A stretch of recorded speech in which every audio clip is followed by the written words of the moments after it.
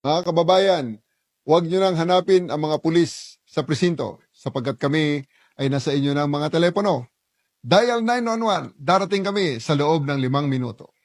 Lilingkod sa bawat Pilipino at magbibigay ng tamang impormasyon para sa tahimik at maayos na Pilipinas. Police News Network, alagad ng batas, tagapagtaguyod ng balitang pulis, sandigan ng mamamayan, patnubay ng katotohanan.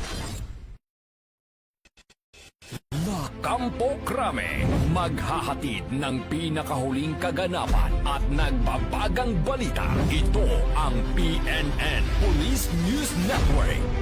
At ngayon, ang inyong mga tagapagbalita. Ng araw, bagong Pilipinas. Ako ang inyong alagad ng batas, tagataguyod ng balitang pulis. Patrolwoman Melanie Mapa, maghahatid sa inyo ng tamang balita, kwento ng pulis at serbisyo para sa mamamayan. At ito ang PNP News Online. Ang pangunahing balita ng Police News Network, alagad ng batas, tagataguyod ng balitang pulis.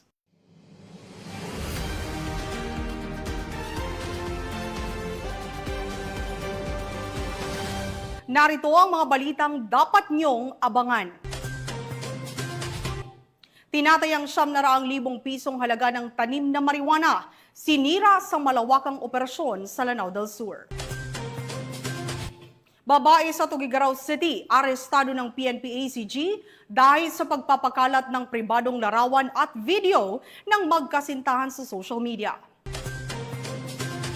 At 27 anyos na lalaki kalaboso matapos mahulihan ng baril at iligal na droga.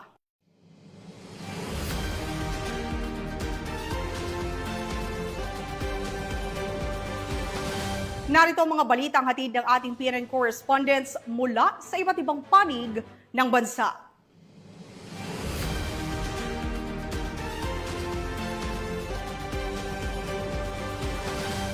Atin ang balita mula sa bahagi ng Luzon.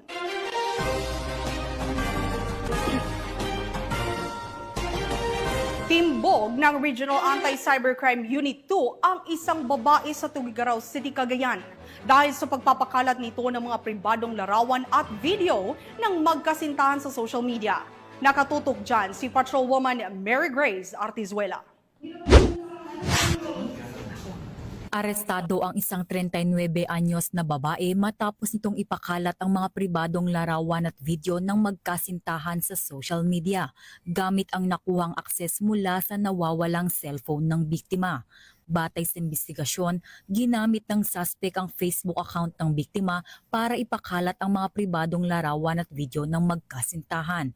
Nagbanta pa ang suspect na ipagpapatuloy ang pagpapakalat ng mga ito kapalit ng halagang 20,000 piso. Agad nagsagawa ng entrapment operation ang mga tauhan ng Regional Anti-Cybercrime Unit 2 katuwang ang Tuguegarao City Police Station sa isang hotel sa Tuguegarao City, Cagayan kung saan matagumpay na naaresto ang suspect. Pansamantalang nasa kustodiya na ito ng Tuguegarao City Police Station at nahaharap sa mga kasong photo and video voyeurism at robbery with violence against or intimidation of persons. Mula dito sa Campo Crame, ako ang inyong PNN correspondent, Patrolwoman Mary Grace Artizuela, nagbabalita para sa Police News Network, alagad ng batas, tagataguyod ng balitang pulis. Maraming salamat, Patrolwoman Artizuela. Samantala, isang 27 anyos naman na lalaki ang naaresto ng kapulisan matapos mahulihan ng baril at iligal na droga sa Caloocan City. Ang detalye ng report mula kay Patrolwoman Glazel Ann Esperanza. Habang nagpapatrolya ang mga kapulisan ng Caloocan City Police Station, Congressional Substation 9 sa Barangay 171 Caloocan City, isang concerned citizen ang lumapit at nag-ulat na siya ay tinakot ng isang lalaki gamit ang baril. Agad na rumisponde ang kapulisan at nagtungo sa lugar. Doon ay nakita nila ang suspect na nagtanghang tumakas, ngunit agad ding itong naaresto. Nakuha sa kanyang isang kalibre 45, magazine na may 5 bala at 7 gramo ng hinihinalang shabu na nagkakahalaga ng 47,600 pesos. Kasalukuyan ng nasa kustodiya ng pulisya ang suspect at naharap sa kasong grave threats, resistance and disobedience, illegal possession of firearms and ammunitions, at possession of illegal drugs. Isinailalim siya sa medical na eksaminasyon bago ilipat sa IDMS at Station Drug Enforcement Unit para sa kaukulang investigasyon. Mula rito sa Northern Police District, ako po ang inyong PNN correspondent, Patrolwoman Glacelan Esperanza, alagad ng batas, tagataguyod ng Balitang Pulis. Maraming salamat, Patrolwoman Esperanza. Arestado ng Cagayan Cops ang isang individual na wanted sa kasong paglabag sa Republic Act 10591 o ang Comprehensive Firearms and Ammunition Regulation Act sa bayan ng Peñablanca, Cagayan. Nakibalita dyan si Police Corporal Roldan Giab. Isang most wanted person sa isinagawang operasyon ng kapulisan sa barangay Kibal, Peñablanca, Cagayan, nito lamang ika-23 ng Hunyo taong kasalukuyan. Kinilala ang suspek na si alias Jomar, 49 na taong gulang, may asawa at isang magsasaka at residente sa bayan ng Igig, Cagayan. Si alias Jomar ay kinikilalang isa sa mga most wanted person at nahaharap sa kasong paglabag sa Section 28 Paragraph A na may kaugnayan sa Section 28 Paragraph G ng Republic Act 10591 o ang Comprehensive Firearms and Ammunition Regulation Act at may inirekomendang piyansa na nagkakahalaga ng 220,000 pesos para sa kanyang pansamantalang kalayaan. Ang operasyon ay pinangunahan ng Igig Police Station katuwang ang Provincial Intelligence Team Cagayan South, Regional Intelligence Unit 2, 204th Maneuver Company ng Regional Mobile Force Battalion 2 at ang Peñablanca Police Station. Patuloy ang pagpapaigting ng mga otoridad sa kampanya laban sa kriminalidad upang mapanatili ang kapayapaan at kaayusan sa lalawigan. Mula dito sa lalawigan ng Cagayan, ako ang inyong Police News Network Correspondent, Police Corporal Giab, alagad ng batas, tagataguyod ng Balitang Pulis. Maraming salamat, Corporal Giab. Hindi na nakapalagpa ang isang high-value individual matapos itong maaresto sa isinagawang buy-bust operation ng pulisya sa Parañaque City. Ang report mula kay Patrolwoman Mika May Bahiwag. Nasa kote ang isang high-value individual na pinangalanang si alias Mark, 21 anyos, sa ikinasang buy-bust operation ng Parañaque City Police sa Silverio Compound, Barangay San Isidro, bandang 9 o'clock ng gabi. Nakumpiska sa operasyon ang humigit kumulang 80 gramo ng hinihinalang shabu na may halagang 544,000 pesos, buy-bust money, cellphone at backpack. Sinampahan naman ng kasong paglabag Sections 5 at 11 Article 2 ng Republic Act 9165 o mas kilala bilang Comprehensive Dangerous Drugs Act of 2002 ang nasabing suspect. Patuloy ang Parañaque Police sa kampanya kontra droga bilang suporta sa AAA ng NCRPO at advokasya ni Chief PNP Police General Nicolas D. Torre III. Mula dito sa Camp Bagong Diwa, ako po ang iyong PNN correspondent, Patrolwoman Mika May Bahiwag, alagad ng batas, tagataguyod ng Balitang Pulis. Maraming salamat, Patrolwoman Bahiwag. Samantala, nagsagawa ng isang makabuluhang bisita eskwela ang Ipasindayo Cops sa Kalanasan, Apayao bilang bahagi ng kanilang kampanya para sa mas ligtas at maayos na pagbabalik paaralan ngayong pasukan. Yan ang balitang hatid ni Patrolwoman Myra Biran. Nagawa ng Apayao Police Provincial Office ang isang makabuluhang outreach program sa ilalim ng Oplan Bisita Eskwela I Am Strong sa Bucarot Elementary School, Kalanasan, Apayao nito lamang ika-24 ng Hunyo taong kasalukuyan. Pinangunahan ni Police Lieutenant Colonel James S. Bauding, Chief ng Police Community Affairs and Development Unit, ang aktibidad katuwang ang mga tauhan ng PMDT Apayao at 2nd Apayao PMFC. Layunin ng programa na magatid ng kalaman, suporta at kasiyahan sa mga batang mag-aaral sa liblib na lugar ng Apayao. Ilan sa mga tampok na aktibidad ang pagbibigay kalaman tungkol sa Anti-Bullying Act o RA 10627, tamang nutrisyon at kalagahan ng pag-inom ng bitamina. Namahagi rin ang mga pulis ng puting t-shirt, school supplies, vitamins, at tsinelas sa mga mag-aaral. Sinamahan pa ito ng masayang laro at banding activities na lalong nagpasigla sa mga mag-aaral. Ayon kay Police Lieutenant Colonel Bauding, ang inisyatibong ito ay bahagi ng mas malawak na layunin ng Philippine National Police na paigtingin ang koneksyon at pagtutulungan ng pulisya at pamayanan, lalo na sa mga liblib na lugar. Ang matagumpay na pagsasagawa ng Oplan Bisita Eskwela ay nagsilbing patunay ng kahalagahan ng presensya ng pulisya sa pagpapatibay ng edukasyon, kalusugan at ugnayan sa mga komunidad. Mula dito sa Baguio City, ako ang inyong PNN correspondent, Patrolwoman Mayra Beran, alagad ng batas, tagataguyod ng Balitang Pulis. Maraming salamat, Patrolwoman Beran. Tunghayan naman natin ang mga balita mula sa Visayas.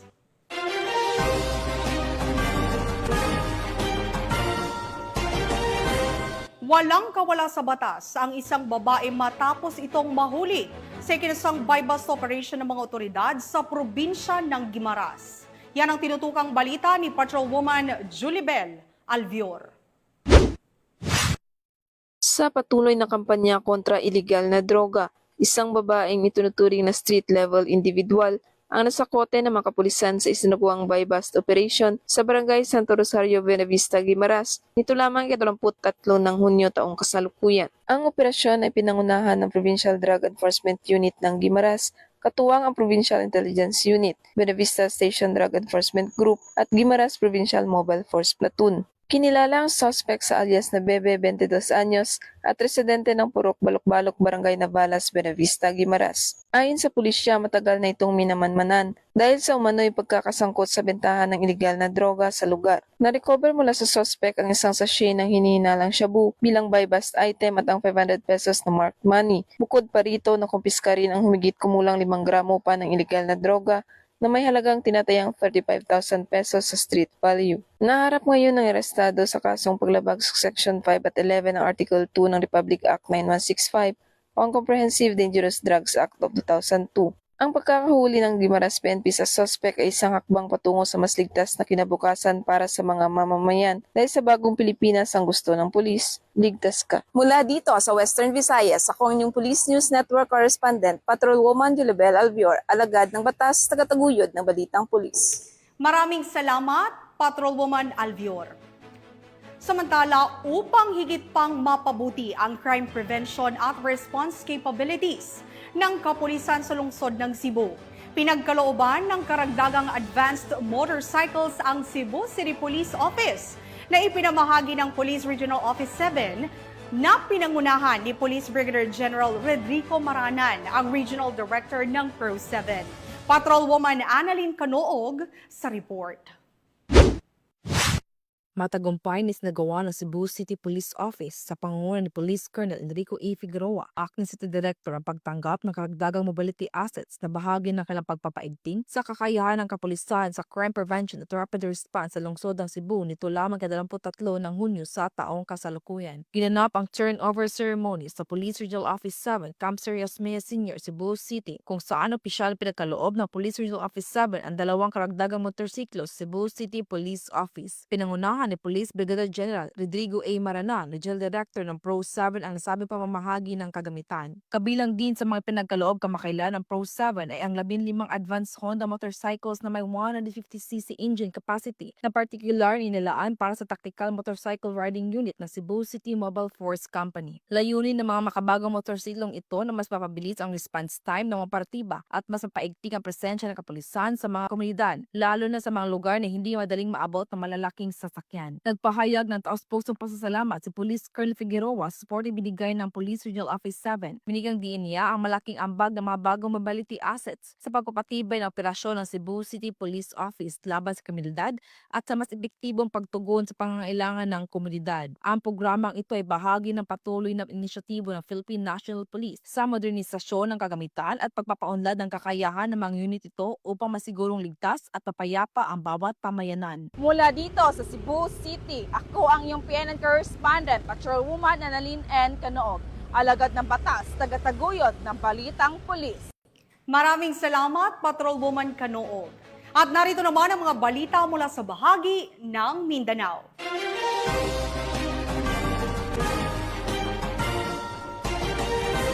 Sinira ng mga otoridad ang tinatayang 700,000 pisong halaga ng tanim na marijuana sa isang malawakang operasyon sa Lanao del Sur. Alamin ang detalye ng balita mula kay Patrolwoman Maria Señora Agbuya. 700,000 halaga ng fully ground marijuana ang natuklasan at sinunog ng mga otoridad sa isang operasyon kontra illegal na droga nito lamang Hunyo sa Barangay Dinganon, Gilupa, Lanao del Sur.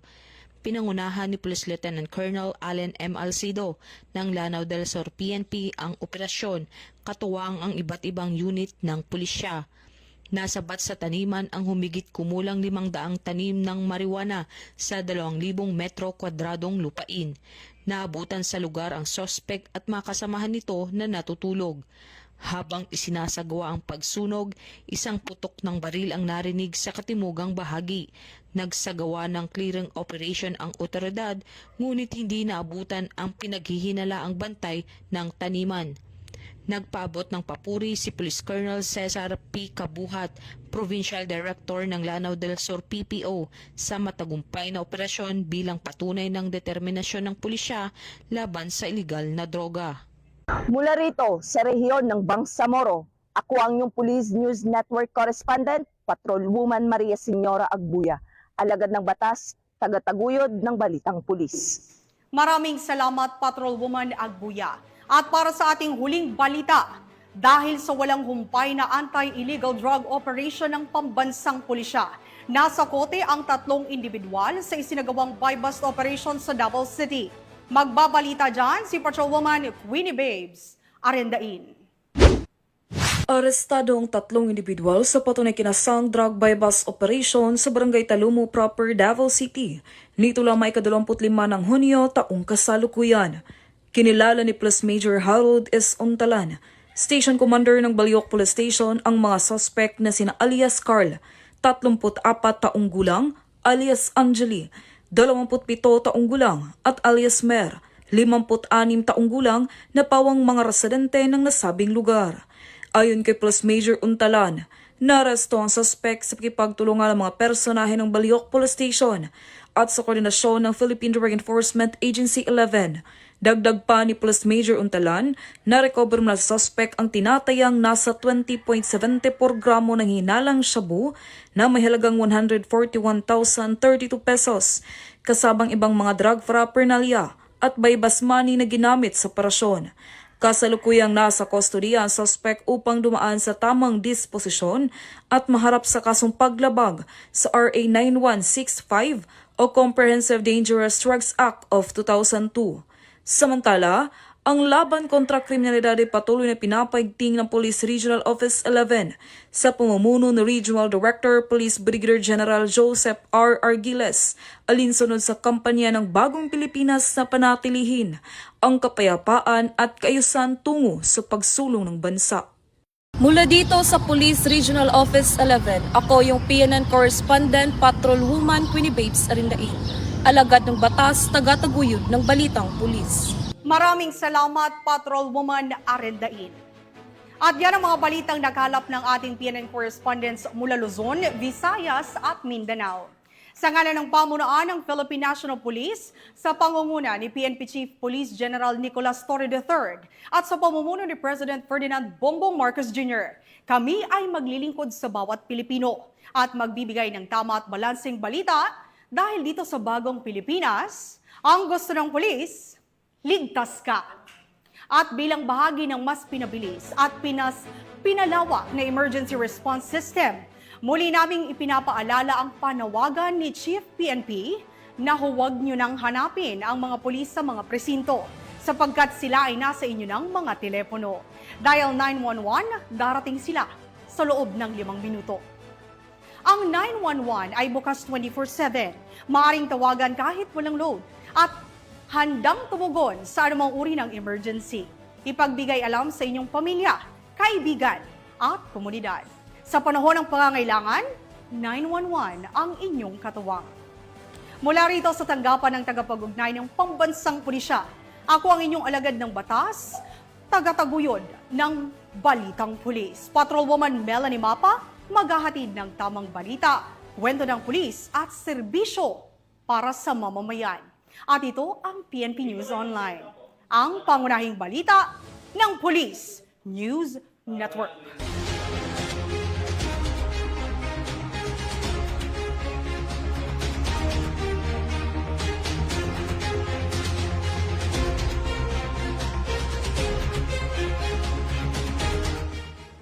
Police News Network, alagad ng batas, tagapagtaguyod ng balitang pulis.